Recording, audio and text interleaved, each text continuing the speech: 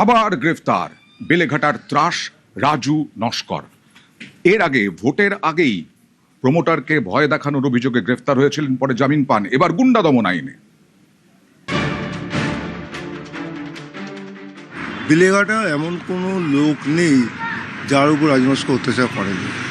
সবাই কম বেশি ওর দ্বারা অত্যাচারিত। রাজু নস্কর নাম মানে বেলেঘাটা একটা আতঙ্ক।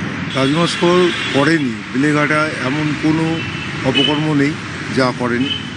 সব রকম গুন্ডাগিরি থেকে আরম্ভ করে মানুষের কাছ দিয়ে মানে টাকা পয়সা চাওয়া থেকে, লোকের জমি বাড়ি দখল করা থেকে, এমনকি মহিলাদের উপরে অত্যাচার করার মানে কোনো কিছু না বাদ নেই।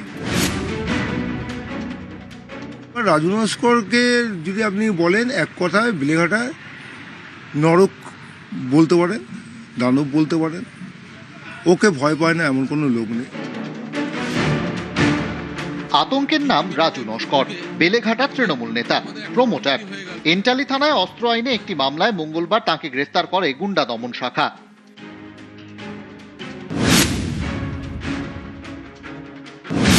লালবাজার সূত্রে দাবি, রাজু নস্করের বিরুদ্ধে 30টির বেশি মামলা রয়েছে, যার বেশিরভাগই সিন্ডিকেট নিয়ে ঝামেলা, তোলাবাজি এবং হুমকি সংক্রান্ত।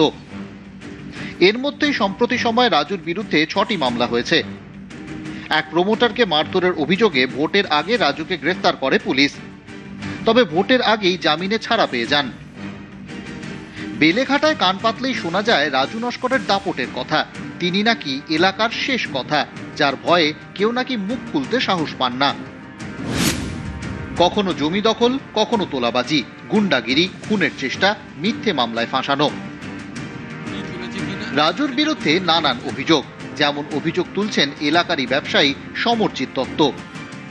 2025 সালে আপনার মার্চ মাসে 28 তারিখে আমার বাড়ির সামনে যদি আমাকে তুলে নিয়ে যায়, 3 ঘন্টা আমাকে মারধর করে বিকালবেলা আমার কোমরে পিস্তল গুঁজে আমাকে পুলিশের হাতে হ্যান্ডওভার করে দেয়, বলে আমি আমসি নিয়ে গেছি। আমি সেই কেসে 22 দিন জেল খেটে এসেছি, বিজেপি করি আমি। আর ও করতে তখন তৃণমূল, সেহেতু আমার উপরে রাগ ছিল। ওর যত অপকর্ম আছে, যা যা অত্যাচার করেছে তার বিরোধিতা করতাম সবসময়, নানাভাবে প্রতিবাদ করতাম। কেস এখনও চলছে। রাজু নস্কর গ্রেপ্তার হয়েছে সঠিকভাবে প্রশাসন চালানোর জন্য। শেষমেশ গ্রেফতার রাজু। তাকে 5ই অগস্ট পর্যন্ত পুলিশ হেফাজতের নির্দেশ শিয়ালদা আদালতের। নিউজ 18 বাংলা।